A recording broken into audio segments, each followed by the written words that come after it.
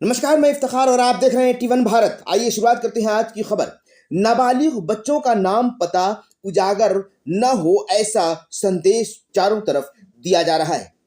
व्यवहार न्यायालय औरंगाबाद के पैनल अधिवक्ता सतीश कुमार सिन्हा ने बताया कि नाबालिगों के साथ या नाबालिगों के द्वारा हुए अपराध में अधिक से अधिक स्पेशल कानून का लाभ उनके सुरक्षा के मद्देनजर लगना चाहिए। जो 18 साल से कम उम्र की लड़की का अपहरण का केस न्यायालय में आता है तो उसमें अपहरण के उद्देश्य अनुसंधान का विषय है। अपहृत के बरामदगी के बाद न्यायाधीश न्यायालय के अनुमति से मेडिकल जांच होनी चाहिए। अपहरण यदि 18 साल से कम उम्र की लड़की का हो तो लड़की की सहमति का लाभ अपहरणकर्ता को नहीं मिलता है।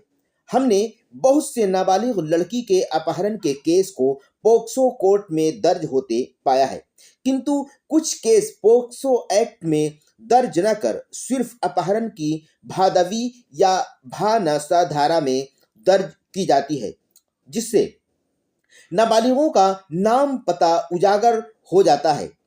इसके और उसके परिवार, दोनों तरफ के परिवारों के निजता, प्रतिष्ठा, गरिमा और भविष्य समाज में प्रभावित हो रही है। पोक्सो कोर्ट में नाम पता उजागर नहीं होना चाहिए और पीड़िता भी बहुत सुरक्षित महसूस करती है।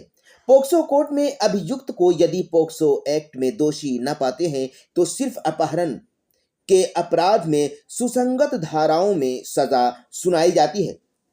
अधिवक्ता ने अंत में ये भी कहा कि मीडिया जगत से भी हम आग्रह करते हैं कि नाबालिग बच्चों के साथ हुई अपराध या नाबालिगों के द्वारा किए गए अपराध में संवेदनशीलता और कर्तव्य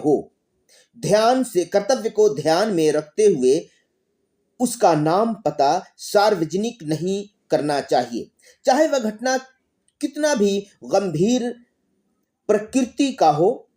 किशोर न्याय अधिनियम की धारा 74 में इसका उल्लेख है कि बच्चों का नाम पता बिल्कुल मीडिया में सार्वजनिक न करें। और दूसरी तरफ प्रोबेशन पदाधिकारी को शोकेज किया गया।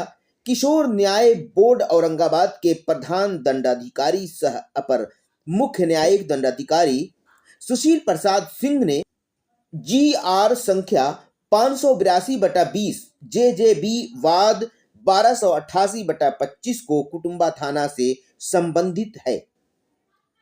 किशोर के जमानत याचिका पर सुनवाई करते हुए किशोर के अभिभावक का एक एफिडेविट आवेदन पाया गया, जिसमें कहा गया कि संबंधित किशोर का सामाजिक जांच प्रतिवेदन कार्यालय में बुलाकर तैयार किया गया है। बिना किशोर के गृह गए, बिना उसके घर के आसपास के लोगों के जानकारी लिए बगैर प्रतिवेदन तैयार किया गया है। अधिवक्ता सतीश कुमार सिन्हा ने बताया कि इस घटना को प्रधान दंडाधिकारी ने कर्तव्यहीनता और कार्य में घोर लापरवाही माना है और आपराधिक इतिहास के जानकारी थाना में जाकर न लेने पर कानून से न्याय संगत नहीं मानते हुए इन दोनों कारणों से प्रोबेशन पदाधिकारी गृह एवं सुधार सेवा को 7 दिन के अंदर शोकोज का जवाब मांगा है, अन्यथा यह मामला JJB धारा 93 के अंतर्गत राज्य सरकार से उचित कार्रवाई हेतु अग्रसरिता किया जाएगा। और दूसरी तरफ 15 साल के कठोर कारावास की सजा हुई है। आज व्यवहार न्यायालय औरंगाबाद में जिला जज नवम पंकज पांडे ने बारून थाना कांड संख्या 88/20 STR 64/22 4124 में सजा के बिंदु पर सुनवाई करते हुए अभियुक्त दहेज हत्यारोपी पति को सजा सुनाई है। APP महेंद्र मिश्रा ने बताया कि काराधीन अभियुक्त अमित राम शिरीष बारून को भादवी धारा 304B में 15 साल कठोर कारावास और 10,000 रुपए अर्थदंड की सजा सुनाई है। अर्थदंड न देने पर 1 साल अतिरिक्त कारावास और होगी। अभियोजन की ओर से 9 गवाही हुई थी। अभियुक्त को 4/7/2025 को भादवी धारा 304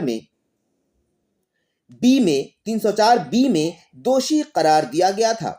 अधिवक्ता सतीश कुमार सिन्हा ने बताया कि प्राथमिकी सूचक मृतका चांदनी कुमारी के पिता विश्वनाथ राम राजवरीय खुर्द नबीनगर ने 4/6/2020 को दामाद अमित राम पर दहेज हत्या का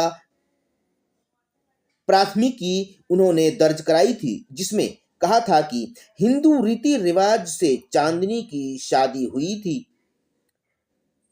2014 में उसकी शादी हुई थी। इनका 2 साल का एक बेटा और 1 साल की बेटी और चांदनी खुद भी गर्भवती थी।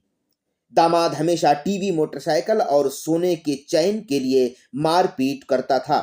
3/6/2020 को रात्रि 11:40 में दामाद की बहन का फोन आया कि अब आपकी बेटी इस दुनिया में नहीं रही। घटनास्थल पर पहुंचे तो खून से लथपथ लाश ससुराल में पड़ी हुई थी। आसपास के लोगों से पूछने से पता चला कि टांगी से काटकर दामाद ने उसकी हत्या की है। तत्पश्चात पुलिस से प्राथमिकी दर्ज कराई। मृत्यु समीक्षा रिपोर्ट बना, पोस्टमार्टम हुआ और पुलिस ने दोपहर में ही अभियुक्त को गिरफ्तार कर लिया, जो 62 माह से जेल में बंद है। वीडियो को ज्यादा से ज्यादा शेयर करें और चैनल को सब्सक्राइब करें और बेल आइकन दबाना बिल्कुल भी न भूलें। नमस्कार।